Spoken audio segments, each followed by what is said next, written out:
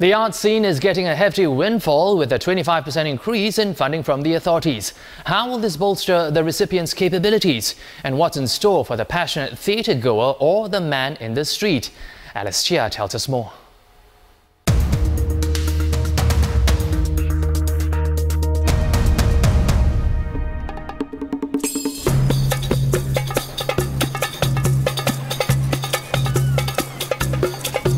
From light installations to gravity-defying dance performances, the arts scene in Singapore is bustling with activity. And it seems audiences will be spoilt for choice as arts companies ramp up their offerings.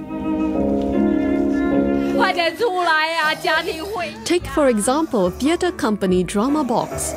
This July, it's putting up a theatre performance at Bukit Ho Swee, but the audience will not be taking a back seat. Instead, they will embark on a tour of the area, making stops at iconic places such as the Beo Crescent Market.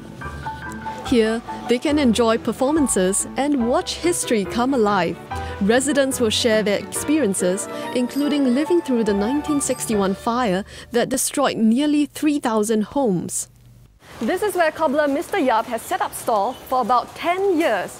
He's away on holiday now, but when he's back, he'll be one of the residents sharing his story about plying his trade in the estate. For the participating residents, it's a chance to let their hair down. A lot of the people here, because of the rented community, they are living day by day. It seems that art is something that is on top or something that's really too far-fetched for them. So I really hope that through the process and these projects that we allow them to have another possibility in life to reimagine or live their life in a different way for a moment in time. Another project the company is looking into, a mobile theatre that can be used to hold free performances in the heartlands. Hopefully people will see it as a place to gather for fun, to have dialogues, to have interactions, because public spaces in Singapore are really significantly reduced over the past few years. Drama Box will receive funding of $460,000 from the National Arts Council. It's not the only company to benefit from the major grant. The National Arts Council is giving out $12.7 million to arts companies this financial year. It's an increase of 25% from $10.2 million the year before. Of the amount, $10.4 million will be in the form of major grants, a 3-year scheme for the long-term development of established arts companies. There are 36 recipients for this grant. The remaining $2.3 million will be given out as seed grants for emerging companies that need a boost. It will provide 23 companies with annual funding support for up to 3 years. And what does the industry think of the funding boon?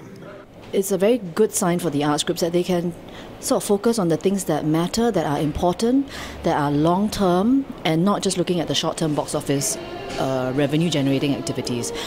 Some of these activities that are important include things like developing new talent for the arts. It includes education, outreach events, even commissioning new writing or new productions, new choreographies. Contemporary dance theatre group The Arts Vision Company is certainly answering this call. Lights, sound and dancers, such multidisciplinary performances are about to get more common. In a recent installation, Beating the Butterfly's Wings, the audience moves from room to room to catch dance performances. Light and sound installations are incorporated to create an immersive experience. The use of technology is brought up a notch with this ring sensor. Through her movements, this dancer uses it to control the pitch of the soundtrack. By crossing disciplines, be it the usual like theatre, music, literature, literary arts, even science, we'll be able to kind of build, enlarge our audience base. It is about cultivating understanding between each other, and it is about cultivating communications.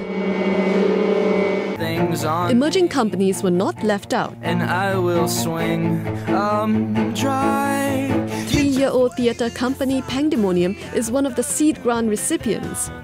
The company had applied for the funding last year but was unsuccessful. This year, it submitted another application detailing its artistic vision and a plan to develop young talents. We will be looking at doing workshops with teenagers and working a lot in the future with teenagers. I think that their potential hasn't been made use of yet in theatres, and what we're looking at is finding new artists and new practitioners who actually are ready to make the move into professional theatre. The company was successful this time and will receive funding of $150,000.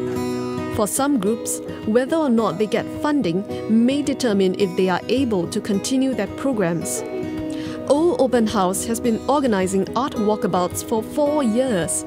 It takes participants to unique locations such as offices in Marina Bay and homes in Tiong Bahru, where they can view performances and artworks.